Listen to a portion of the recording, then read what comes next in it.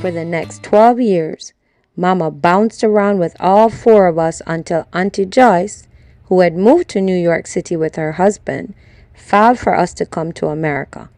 Cher and Siobhan complained about having to live in the same house as Auntie Stushy, their nickname for Auntie Joyce, but Mama assured them that she would work hard to get us a place of our own.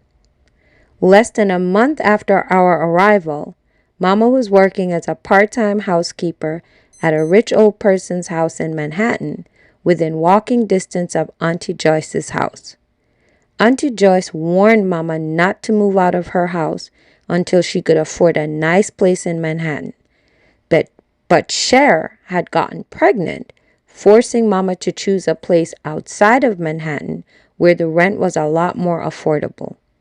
In addition to its affordability, Canarsie was appealing due to its similarities with Jamaica, such as its Jamaica Bay, not far from the basement apartment, and its Seaview Avenue, which was a reminder of the Seaview Gardens community in St. Andrew Parish back in Jamaica. Mama was content with the life we were living in our own place in Canarsie, but I needed her to broaden her mind and understand that I needed to go away to Brown University. Mama, I know you're sick and tired of cleaning other people's house. When I graduate from this school, I'll be able to support you. You won't have to worry about money ever again. She sat down at the kitchen table, so I knew she was thinking hard about what I said. She wanted my 3 older sisters to get their own places and move out with their children, but they were struggling just as badly as she was. I had become her last hope. On several occasions when she was reading her Bible, I would hear her mumbling under her breath about one thing or another that my sisters had done wrong, but to my knowledge, she never scolded them directly. Okay, Shelly, but how much this school cost? I didn't dare admit that one school year's tuition at Brown University was almost 5 times her yearly salary. If I did, she would never allow me to go. Listen, Mama, I began confidently. This school will more than pay for itself once I graduate. She put her hands on what used to be her waist and shook her head. Girl, don't dare try sweet talk me. You have a slick tongue in your mouth and I don't know where you get it from. Now talk to me straight. How much the school cost? Okay, Mama. It costs a lot of money, but we don't have to pay anything. She looked at me as if my mind had left my head and fell onto the floor. Girl, I have a college degree, but I have common sense. Nobody no go to college for free. She stumped me with that one. When I just stood there staring at her, she stood with her left arm akimbo, pointed her right index finger, twisted her head to the left side, and said, My father used to say, young bud no know storm. You think say your brain bigger than Fimi because and say your book smart? Her biggest concern had always been that my sisters and I would become so educated that she would lose her credibility as our parent. What she did not realize was that all 4 of us knew and accepted that she had 2 advantages over us that no amount of book knowledge could supply: age and experience.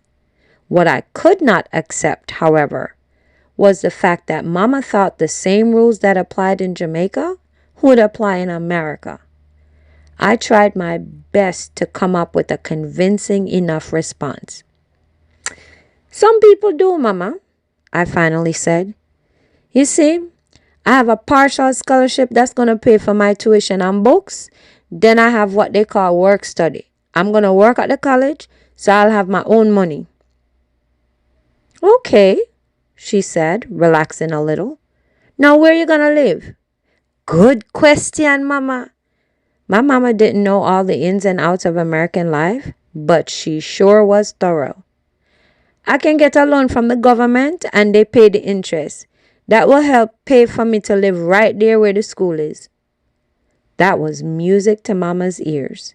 She stood up and let out a heartfelt sigh of relief, the way I had seen women do in church when they're about to catch the Spirit of the Holy Ghost. Thank you, Jesus! How I've proved you o'er and o'er. She flayed her arms in the air and stared expectantly at the stained ceiling, like she was waiting for Jesus to come down. Mama? I interrupted. Yes, child. There's only one more thing. Oh, Lord, it was too good to be true. See there? Chicken Mary asked the near. It's nothing bad, Mama. It's just that I have to actually go visit the school. I really didn't have to go visit right away because Brown had a summer orientation program. But I wanted to be absolutely sure for myself that I felt welcome there before I accepted the admission. I would probably be one of the only poor girls there, not to mention that I was a foreigner with an accent. Accents were fine in Canarsie and Flatbush, but I had to see for myself if they were fine elsewhere. Going to a school where people looked down on me would completely destroy my concentration. Mama always said I had too much pride and that I would not be able to erase the fact that I was brought up poor or the fact that I was a Jamaican immigrant. If she only knew how much it pained me to know that I had been born into such a fate. Sure, I'm from the ghetto, but I've never considered myself a ghetto girl.